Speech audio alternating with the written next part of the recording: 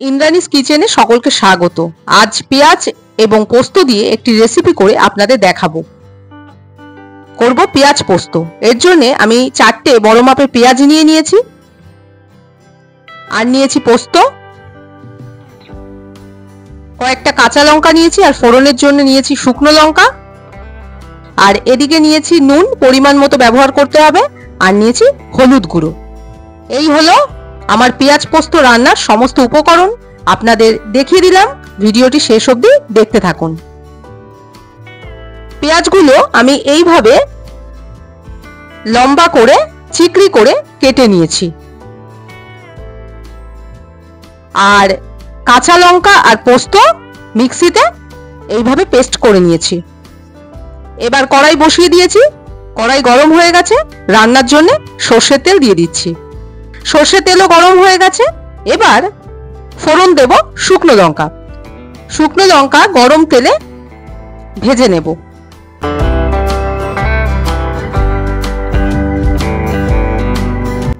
ফোড়ন ভেজে নেওয়ার পর এবার দিয়ে দেব চিকড়ি করে কেটে রাখা পেঁয়াজ।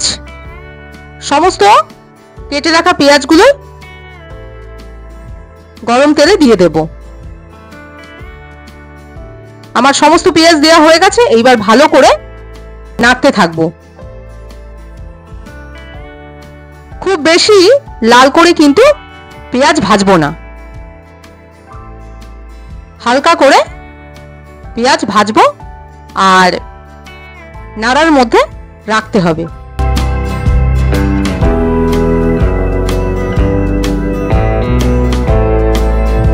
দেখুন, হালকা করে পেঁয়াজ ভেজে নিয়েছি।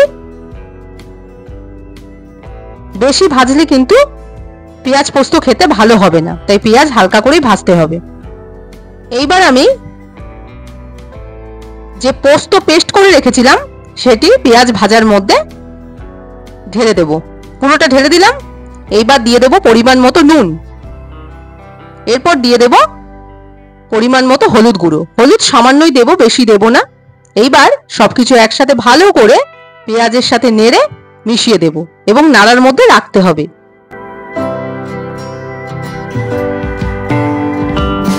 এইভাবে নাড়তে থাকবো। যেহেতু এটি পোস্তের একটি রেসিপি, তাই বেশি ভাজবো না, অল্প ভেজে জল দিয়ে দেব। দেখুন, হালকা করে পোস্ত দিয়ে পেঁয়াজগুলোকে আবার ভেজে নিয়েছি। ঠিক এইরকম ভাজা করতে হবে, বেশি ভাজা করব না। এবার জল দিয়ে দিচ্ছি। পরিমাণ মতো জল দেবেন। এবার আবার ভালো করে নাড়তে থাকবো।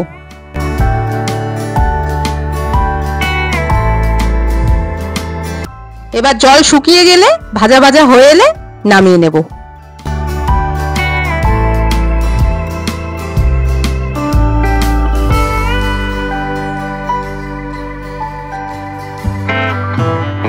পেঁয়াজ আর পোস্ত ভালো করে ভাজা হয়ে গেছে।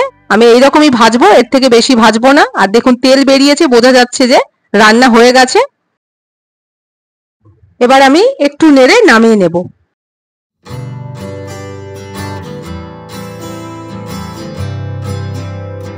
পেঁয়াজ পোস্ত একদম রেডি। গরম ভাতে, রুটি, লুচি অথবা পরোটার সাথে খেতে কিন্তু খুবই ভালো লাগে। রেসিপিটা আপনাদের কেমন লাগলো কমেন্ট করে জানাবেন। ভালো লেগে থাকলে লাইক করে দেবেন, আর প্রিয়জনদের সাথে শেয়ার করে দেবেন, আর চ্যানেলটিকে সাবস্ক্রাইব করে আমার পাশে থাকুন। এই ভিডিওটি এখানেই শেষ করছি। সবাই খুব ভালো থাকবেন। আজ তাহলে টাটা।